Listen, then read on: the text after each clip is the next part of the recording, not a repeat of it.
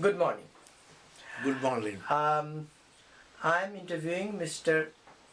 Biswanath Chatterjee-ISPaD, a doctor, or Mr. Biswanath Chatterjee-ISPaD. I'm interviewing this in New York. He's a resident of Long Island, and today is Monday, June 11th, 2012. So, Mr. Chatterjee-ISPaD, what's your desh?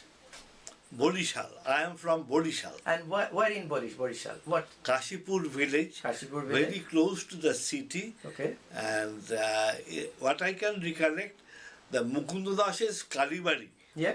Famous in Borishal. Yes. That mandir is very close to our house in Borishal. Oh, so you had a house in Borishal. Your ancestral village is in Kashipur, right? No. My grandfather and my father's elder brother, they were pleader, practicing in Borishal. Okay. They had a house in Borishal. Okay. Every weekend, Kashipur is very close to the Borishal do you city. remember how do you used to go there? That is about 4 or 5 miles. So how do you used to go when you were young? With Gholar Gari. Oh, yeah, horse-drawn carriage. Horse-drawn carriage. Okay. So how long it used to take? It took about 1 hour. 1 hour. Now, how many generations your family lived there? You have any idea? I have got no idea. Still, I can guess it is about 5-6 generations. 5-6 generations. So, 150 to 200 years probably. Do you remember how was your village like? What was the atmosphere in the village? Actually, my father was working in the railways in Chittagong. Okay. I was born and brought up in Chittagong. Okay. And we were living in a railway colony. Okay. That was located in between Chittagong city and Pahartoli. Okay, I know Pahartoli was very close to our railway quarters. Okay. So I was born and brought up in that quarter. But do you remember anything about Kashipur? Kashipur, we were living in Chittagong. How was the house Yes, like? I am describing this. There was a Durga Puja ceremony was held every year at our Kashipur village house. Okay. My father's elder brother used to perform that Durga Puja. Okay. Every year from Chittagong, we whole family used to go to Borishal. How did you used to go there? We took the train from Chittagong railway station to Chandpur. Railway station and steamer ferry. Yeah. And we got up in the steamer at about 10:30 and we reached Borishal in the evening. Okay. Whole day's journey. Okay. And then we used to go on the Saptami day, Shoshti day, to our village home. We see my all other brothers decorating the puja mandap. Puja area. Now, how was your building? Was it a big building, small building, brick building, tin shed building, mud building? How was the building like? Our building was a pakka building, a very big building, because my grandfather, my father's brother, they extended that building, and on that building there was a permanent puja mandap, and there was a permanent kachari house. Kachari house basically it's like a court office. Yes. Personal office. Legal office building. Now, what was the name of your father? Makhon Lal Chattopadhyay. He was the pleader. That means he was a... No, my father was not the pleader. Oh. My father's elder brother, he was the pleader. Yeah, okay. And your father worked for the railways. And your mother was a housewife? My mother was a housewife. And her name? Her name Ujjwala Chattopadhyay. Ujjwala Chattopadhyay. Now, so how big was the village? Any idea? I mean, Kashipur? Kashipur is a very big village, very close to the city. The village was divided into 2 parts. Uttar Kashipur and Dakhin Kashipur. This I didn't know that time, but afterwards I came to know that maujas were different. Oh, I see. Uttar Kashipur Mauja and Dokhin Kashipur Mauja. We lived in Dokhin Kashipur area. Now any of family still lives there? No, no one is there. So what happened to your house? I was working as a World Bank consultant in Dhaka for the preparation of Road Master Plan, Bangladesh. Which year? That was in 90 and 91. 91, okay. And during that period, I had to go to the whole Bangladesh for my official duties. Okay. I arranged one duty in Borishal also, and from my duty place, I visited the village home. Your home? My home. Okay. I can recollect the way to that my village home. Okay. And it was very kind of Bangladesh government. They requested me, when you go to your village, as you are also in the engineering community, our executive engineer, local executive engineer will accompany you to your village. Okay, very nice. Now I was going to ask you, now tell me, did you go to school there in Bangladesh, in East Bengal? No. I never read in the Bangladesh village school. Okay, what about in Chittagong? Did you go to Chittagong, I was reading in the Chittagong Collegiate High School, okay, at the heart of the city. How many years?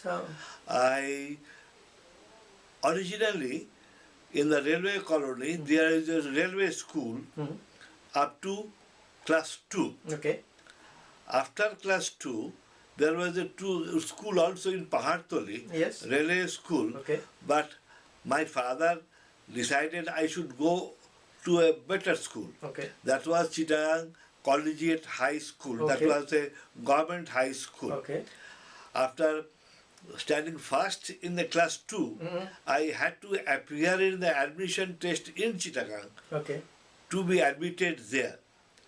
Government of West Bengal officers could go there on transfer, Okay. but railway officers' sons were not allowed to. So I had to appear in the admission test. I was admitted in class 3. I read in Borishal class 3 to class 6. Okay. No, Chittagong. You mean Chittagong? Chittagong. Yes. Yes. Grade 3, class 3 to class 6. Okay. In 1941, I was in class 6. Okay. And there was a Chittagong bombing has just started after the fall of Burma. Burma. So we shifted to our relative's house in Chittagong. Okay. From Chittagong to Chandpur. Chandpur, I see. And my father was staying alone to do his official duties. Okay. So from Chittagong, during the Durga Puja day, my father came to Chandpur and we went to Borishal. Okay. During that period, I stayed in Borishal for 2-3 months. Okay. My father was in the meantime transferred from Chittagong to Calcutta. Oh, I see. In 43? 41. 41, okay. 41 end, my father was transferred to Calcutta. Okay. And he hired a house, and after spending from Puja to December, we went to Kolkata. And I was admitted in class 7. Okay. Though I had a transfer certificate from Collegiate High School, by appearing in a oral test, Okay. I started reading in Calcutta from class 7 to matriculation. So, did you skip a grade there, or did you lose a grade, or did you skip a grade? Transferring from Chittagong to Calcutta. Chittagong to Calcutta. Did you go into grade you should have gone, or did you lose an year, or you gained a year? I lost 1 year. 1 year, okay. During the Transition. 41 transition period. Now, what school did you go to in Calcutta? Calcutta, Chetla. I was living in Chetla. Okay. And we read in the Chetla Boys High School. Yeah, I know the school. I've been there. Now, so did rest of the family still lived in Borishal? Your Jatha? My Jatha, my father's elder brother, he was not working anything, but he was just managing the Jomindari. Estate, the land So property. he landed property. He stayed there and continued hard activities to look after the land and also perform the Durga Puja ceremony. So how long did it continue? Did he stay after partition? He continued to stay after partition because he had no other livelihood or income except that landed property. So did he die there? Did his family still live there? He lived with his wife, and his children all came to. They were big. They were all married. They came to India. But after the death of my father's elder brother, we call it Jathamashai. Yeah. Then Jetima was staying there. Okay. With a old maid servant. Okay. They were staying there. After my Jetima's death, that old maid servant, we used to call them Amola Mashi. Aunt Amola Mashi. And he continued to stay. But when I went to Bodishal, my village in 1991, during the World Bank project work in Dhaka, I asked a gentleman who occupied the house. Yes. We all, me in the World Bank car, and the executive engineer in his government official car, we went to my house. There was a lawn there. We parked the car. I found a small boy. I asked, who is living in the house? Well, we are living in the house. Who is there? My father, my grandfather. I requested that the boy call the grandfather. In the meantime, grandfather came out of the house. Okay. And he came down. I talked with him. You are now living here? Well, yes, I'm living here. Who are you? I told me my Jathamashai's name. He could recognize. Then I asked him, what is your profession before you came here? He told me I was District Magistrate's Najir. Okay. DM's Najir. A helper, I think. Right? No, Najir is I worked in the government of West Bengal. District Magistrate's Najir is a very important person. Okay. He almost a right-hand man of district magistrate to do all the official works. Assistant. Yeah. He was an influential person. He told me, I had what I tell you, that I marked that land after partition. Yeah. We are living there. Yeah. I was Najir. I could see the records, areas of land owned by your family. So, as soon as your Jathamashai died, your Jetima started living. After 2-3 years, Jetima died. Aunt Jetima, yeah. Then I get your maid servant. I talked with her. I arranged an alternative accommodation for her, and I occupied the house. Oh, really? That's simple. So did your family get any money? Because did he give you anything? No. My father was 4 brothers. Yeah. My father had an impression that East Bengal, East Pakistan, yes, in this part and West Pakistan on that part, this East Pakistan cannot continue to remain as the East Pakistan. So ultimately East Pakistan will merge with India for economic reason or some other reason.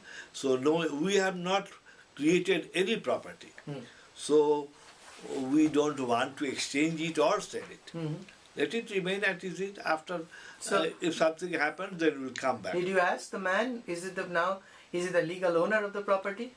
I didn't ask him to annoy him, Yeah. but I wanted to see the room of Jathamashai.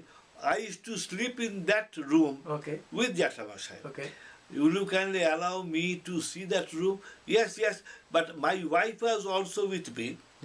Their family members and looked after us. They took the spice, shimui pies they prepared. They purchased some sweets, and we were given all the receptions nicely. But when I went to the gentleman's house alone, that owner, that house has been named Abdul Manjil. That's it. His name was Abdul. Oh, I see. When I went inside the room, myself and Mr. Abdul was there. He asked me, Dada, are you thinking of coming back again?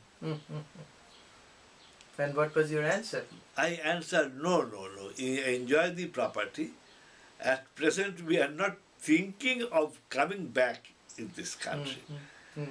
What about the other estate, the landed estate? So he became not only owner of your property, but also of the estate, the land and everything. Pond and shops. He showed me. We had a small pond in the front of the house and a small pond in the back of the house with the kitchen. Yeah. And we had a very big dighi. All the villagers used to collect water for the drinking purposes from that dighi. Dighi is a big sort of lake. I know that my grandfather's parents were buried on the one side of that dighi, and grandparents were cremated in the other side of the tank. I asked him there are small structures. They used to, in Borishal and other, they used to make structures. Small structures. Memorial structures. He told me everything is intact, come and see it. I had been to the big tank area. He showed me that this is the area. Still there? Their memorials are there? Their memorials still there. Did you take some pictures and all that? I am maintaining all these things. I didn't take the camera during that period. That was my mistake. I have not taken that photo. What about did anybody else go back to visit after they left? No. None of your brothers, sisters, cousins? Sisters, no, I think so it was a one-way. It was a one-way thing. Everybody thought it is no use going to our old base that is has been occupied. They heard it. It has been occupied some Muslim families, and everybody thought we cannot get it back. What's the use of going there? Creating some problem for them. Okay. Now tell me, in Chetla, how was your accommodation in Chetla? My father rented a house with our relative. Okay.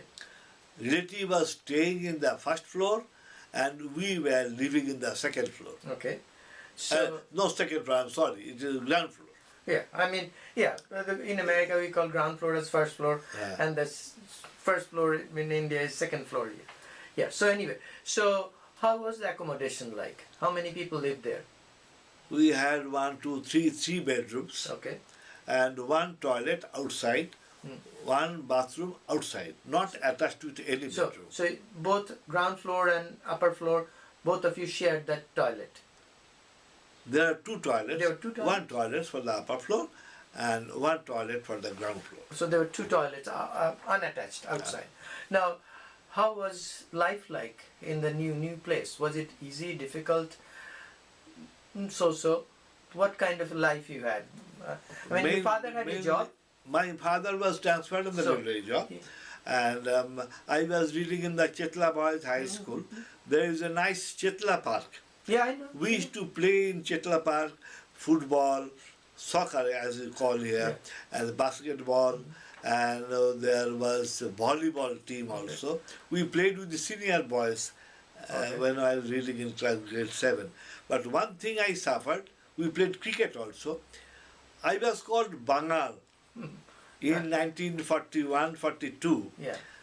East Bengal, Bangal. East Bengal people, as I used to talk with East Bengal intonations, they used to just tease me, Bangal, So, this way. But ultimately, when I stopped gradually I changed to Calcutta language for my colloquial utterances.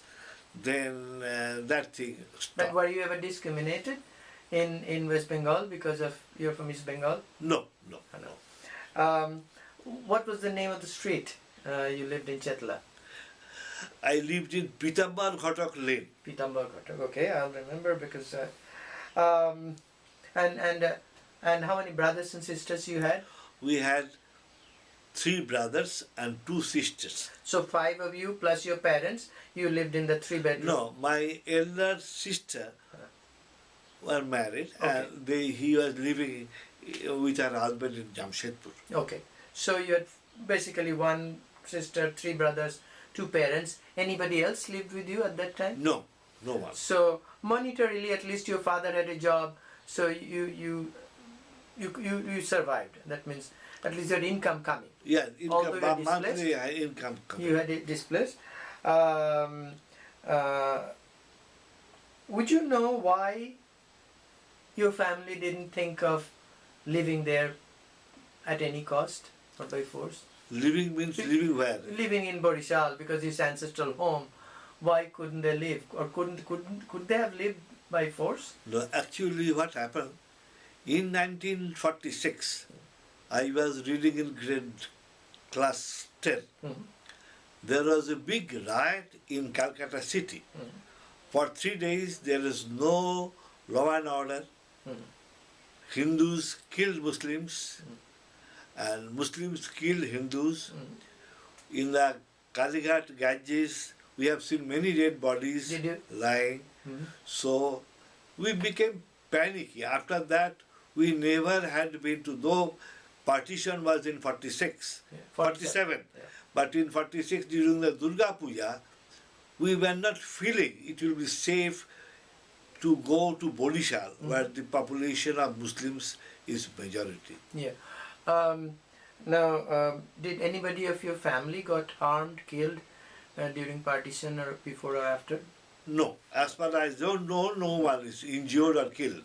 Do you know, since you lived in both sides, West Bengal and East Bengal, why do you think Muslims in Hindu majority West Bengal, Muslims are minority, they able to stay, very few fled, but why in Muslim majority East Bengal, Hindus are minority, they were fleeing?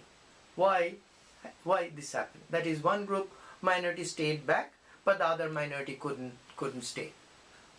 As far as I can recollect, I was during the 1946 riot, I have seen in the Hindu majority area, Muslims were killed. Okay. Some good Hindu families gave protection to some Muslim families, Okay. but most of the Muslims from Chetla area went to Khidirpur. Okay. Majority Muslim area. In Khidirpur, some Hindus were killed. Similarly, some Muslim families, close to the Hindu families, they gave protection in their own house. Yeah. But most of the Hindus from Khidirpur area came to the safest Hindu area, Hindu majority area. Yeah. This experience told us it will never be safe to live after partition in the Muslim majority area. True. But why then Muslims in West Bengal thought it would be safe to live in West Bengal? No, what I can recollect even now, No, because during the partition, Yeah. we knew some Muslim families Yeah. in Chetla. One was Badaruddin Da, in our locality. He was a very good football player. During the partition, Badaruddin Da, with his whole family, shifted to Dhaka. They thought Dhaka will be a nicer place, safer place for us, for them. Yeah. Even I know later another family, my car mechanic was a Muslim, whole family shifted to Dhaka. But ultimately, when they found that India is good, safe place for the Muslims, they came back to their own houses. True. I'm asking the same question. Why then Hindus didn't think East Bengal was a safe place for them? Because they have seen majority Muslim areas, Hindus are being affected during a special occasion and riots. So everybody thought that East Pakistan may not be a safe place with the whole family to live there. Okay, all right. Do you know if anybody benefited because of partition? Any group, any population, Hindus, Muslims, or East Bengalis, West Bengalis, did anybody benefit because of partition of Bengal?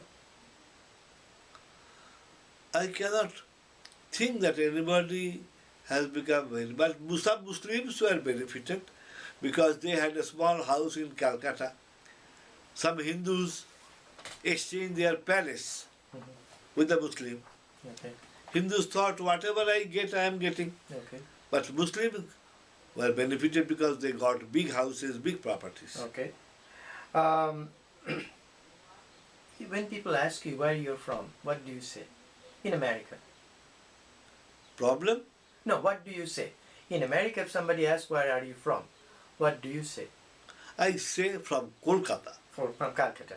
But you don't say you're from But Odisha. if I see, originally he's speaking in Bangladeshi intonation, then I ask him always, where from you are coming originally? Are you from Chittagong or Bodishal or Faridpur? Yeah. I'm almost to the end. Do you think Hindus and Muslims can live together? But I had been to Dhaka for about 1 year, working with Muslim engineers, with consultants. Most of them are highly educated. Some have worked in the foreign countries. But after my retirement from the government job, I went there, but I found them very helpful. Everybody asked me to come to their home. One thing I can recollect even now, during the Eid, in the evening, they used to break their fast. Some Muslim families invited me, Dada, today in the evening, you come to our house. I had been there. They broke their fasting, and I also shared with them, though we did not do anything. And another point I can recollect, when we were sitting in the office, we used to get tea and coffee prepared by the office workers, helpers. But during the Ramjan month, the office secretary informed our foreign consultants that this month, as we are not eating anything throughout the day, your tea and coffee and snacks we cannot supply. Anyway, one of the director of that, Abdul Aziz, I was very close with Aziz. He came to me in my office and told me, Dada, I heard it. Secretary has told you like this. I have rebuked the secretary only because why he is stopping all the foreign experts tea and coffee for a month. We are fasting, but they are not supposed to do it. I have arranged it that you will get your normal teas and coffees. Then I was talking with Aziz alone. I liked his frankness. He told me, Dada, they are now stopping and all these things. I think few generations back, we were Hindus. Now I am a converted Muslim. Aziz was in a very good position in that office. I don't want to mention the name of the office, but he told me very frankly that a few generations back, we were like this. But I think he was correct. For my 3 months stay in Bodishal, I have seen a very pathetic thing. At the time I was about 11 years old. I have seen with my Jatamashai, 3 people were working for the whole day. They were scheduled caste. In Bangladesh, they used to call it Namashudra. Hindu. We had a high plinth of the house.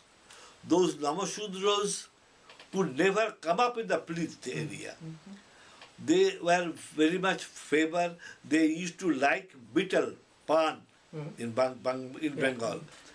Bitter leaf. Bitter leaves. My Yetima was taking pan.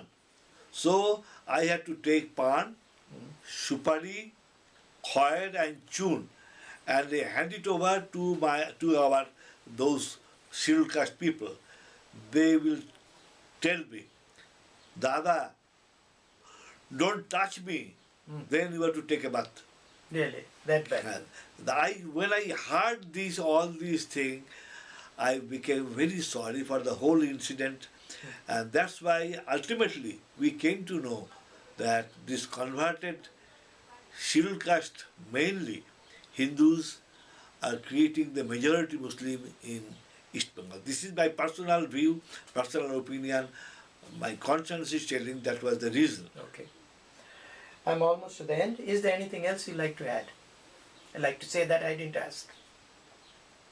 No, but I liked the behavior I received from the Abdul Manjil, the name of the Muslim who changed our house name, The name Abdul of your- Manjil. His behavior, his family's behavior with my wife, and I worked in Bangladesh. All the Bangladeshis I met everywhere, not only all the engineers. I was from India, Kolkata. I received the very good behavior from all the Muslims. I have got no grievance. Okay. From Bangladesh, I have seen one Muslim family living in New Jersey. And after coming to New York to my daughter's house, we had been in the weekend to Mahfuzur Rahman's house. We'll go on Friday afternoon to the Manhattan with Mahfuz. We'll go to his house. On Sunday, my son-in-law and daughter will go, stay there for the day, have the lunch, and we used to come back home. Very nice. In my house. Yes, wonderful. So I found them wonderful. Okay. Even the chief engineer in Bangladesh, I think he was Mr. Badi.